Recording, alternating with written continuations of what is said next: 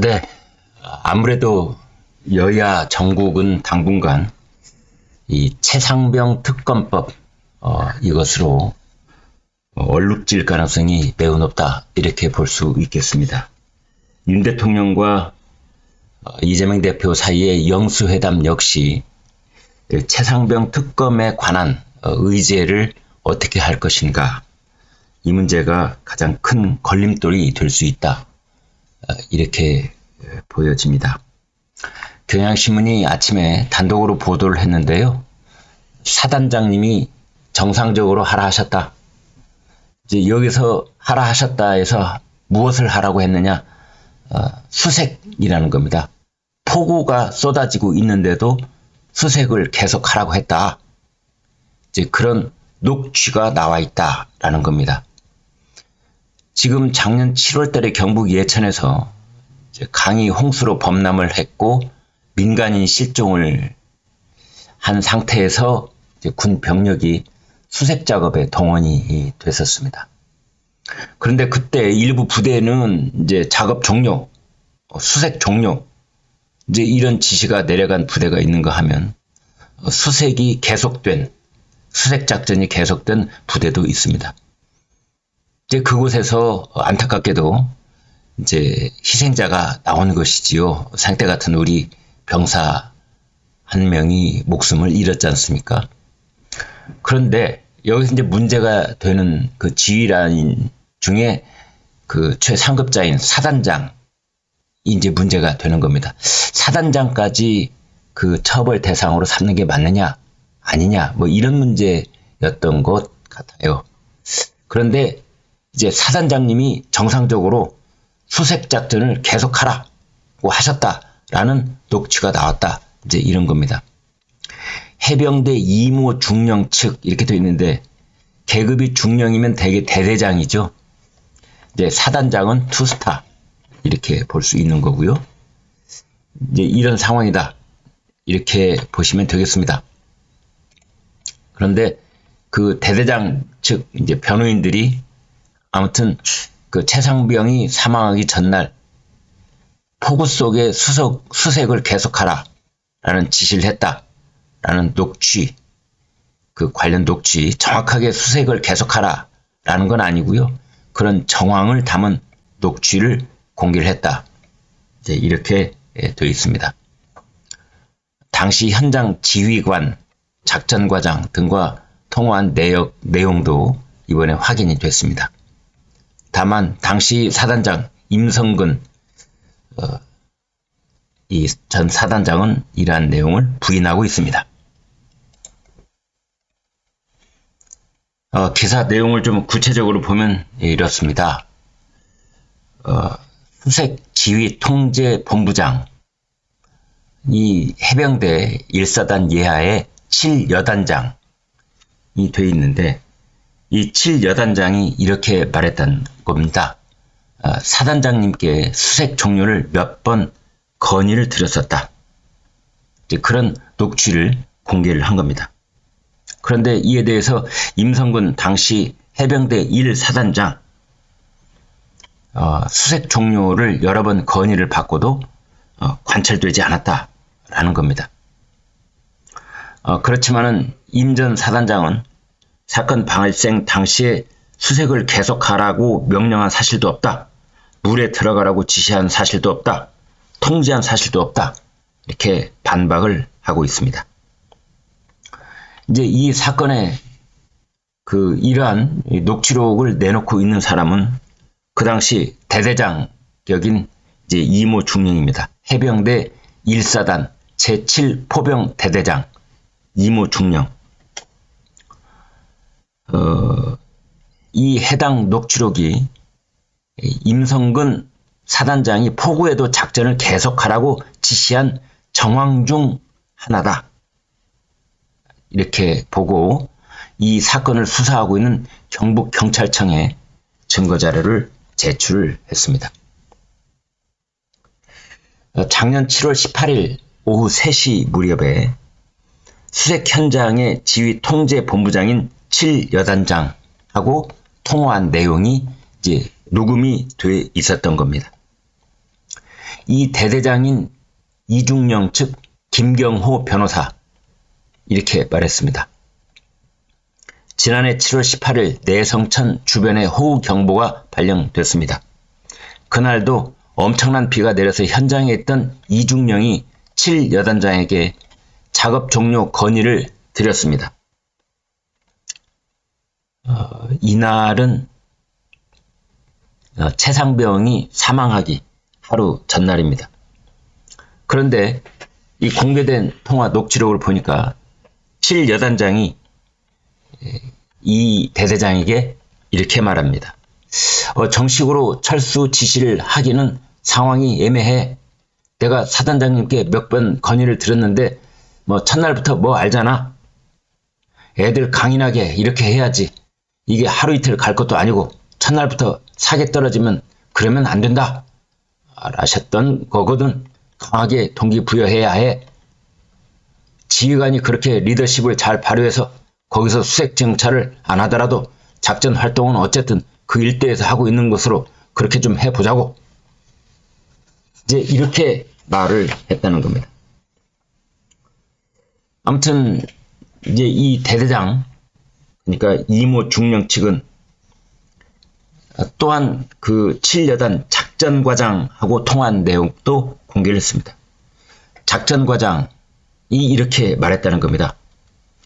방금 여단장이 안 그래도 전화를 해주셨습니다. 사단에서 육군 부대에는 철수를 했냐고 물어보셔서 철수했다고 하니까 너네는 어떻게 하냐고 하셔서 여단장 지시받고 저희는 정상적으로 하는 걸로 했다 라고 말했다는 겁니다. 작전과장은 이어서 여단장님께서 방금 전화를 주셨는데요. 사단장님께서 옆에 계시는데 정상적으로 하라고 16시까지인가 라고 하라 라고 하셨습니다. 이렇게 말했다는 겁니다. 그러니까 육군 쪽에서도 이제 그 민간인 실종자 수색 작전을 펼치고 있었는데 육군 부대는 철수를 했는데 해병대는 어떻게 할 것이냐 라고 상급자에게 물었고 그 최상급자였던 사단장이 계속하라. 오후 4시까지. 이런 식으로 말을 했다라는 겁니다. 이제 이 대대장 쪽의 변호인은 이렇게 설명을 하고 있습니다.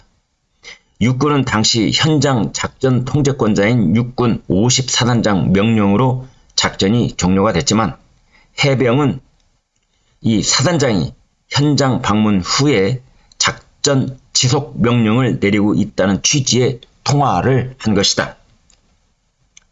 임성근 사단장은 자신에게 통제권이 없어 명령을 내린 바가 없다고 하지만 작전 지속 명령을 스스로 내렸다는 결정적 증거다.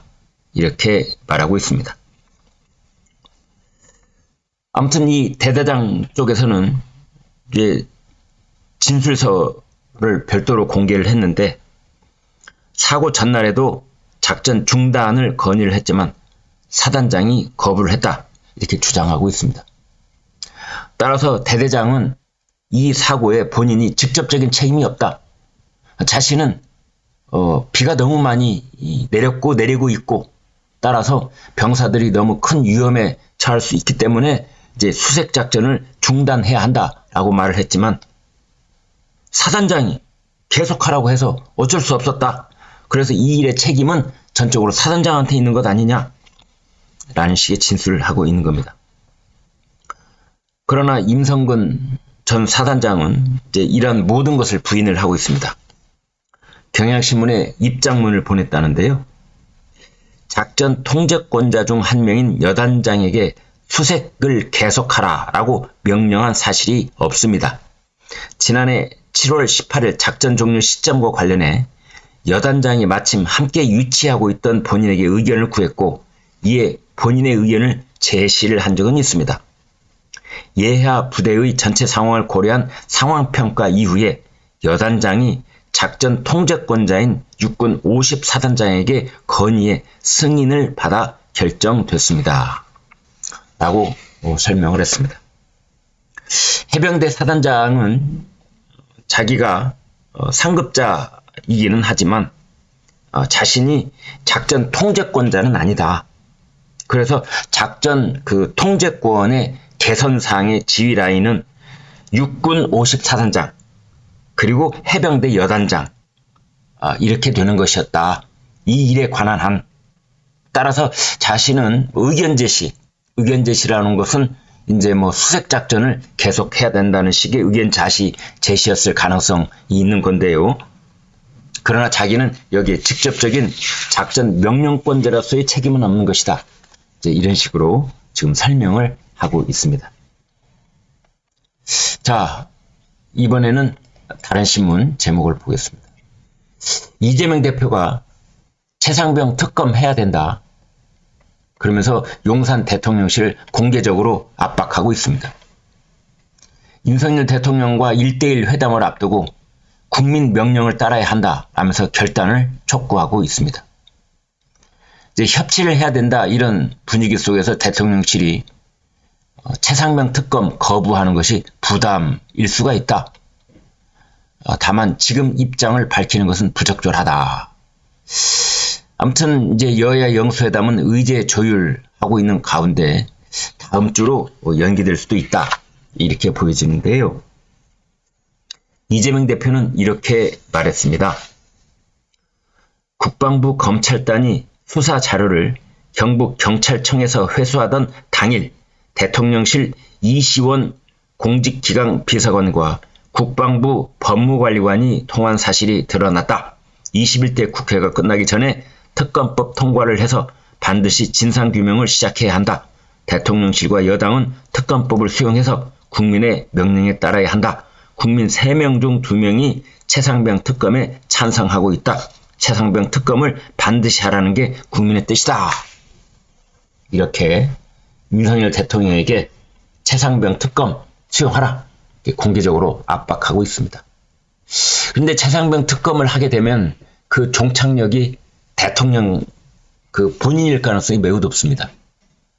사단장까지 형사처벌의 대상으로 기소 의견으로 경찰청에 송치하는 것은 너무 나간 것 아니냐라는 의견을 만약 대통령이 표현을 했다면 그게 사실일 경우에 그렇다면은 이건 대통령이 월권 혹은 직권 남용 한 것일 수 있느냐? 이제 이 문제까지 갈 수밖에 없거든요. 이제 그래서 이게 아주 민감한 사항 중에 하나인데요. 조선일보 양상훈 주필은 오늘 칼럼에서 이제 이런 의견을 제시를 했습니다. 최상병 특검, 김건희 특검, 이거를 대통령이 수용하는 것으로 결단을 내린다면 그건 몽상일 것인가? 이런 건데요. 그 내용을 한번 보면 이렇습니다. 만약 국민의힘에서 특검 찬성표가 나와서 특검안이 통과가 되면 윤 대통령은 어쩌면 총선 참패보다 더한 정치적 타격을 입게 된다. 반대로 국민의힘에서 특검 찬성이 나오지 않아 특검이 무산되면 정권 전체가 깊은 내상을 입게 된다. 국민은 진실이 강제로 묻혔다고 생각할 것이다. 그래서 특검법이 최종적으로 통과가 되든 안 되든 이건 어차피 윤석열 정권이 넘어야 될 고비일 뿐이다. 이건 반드시 마셔야만 되는 쓴 약이다. 이런 겁니다. 이걸 피해 갈 방법은 없어 보인다. 라는 것이지요. 이제 이 부분 보겠습니다. 최상병 순직 사건 처리 문제와 관련 이종섭 전 장관 혹은 윤석열 대통령까지 직권 남용의 혐의가 있느냐에 대해 전문가들의 의견은 갈리고 있다. 판사들마다 판단이 다를 정도로 애매한 문제다. 그 다음 보겠습니다. 김건희 여사의 도이치모터스 주가 조작 가담 여부는 문재인 정권 검찰이 당시 윤석열 검찰총장을 잡기 위해 샅샅이 뒤졌지만 김 여사가 주가 조작을 알고 있었다는 혐의를 찾지 못했다. 만에 하나 특검에서 김 여사의 새로운 혐의가 나온다면 책임을 져야 한다.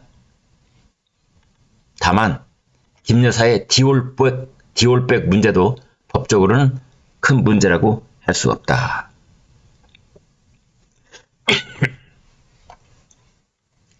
민주당은 이제 이 부분이 아주 중요한 결론입니다.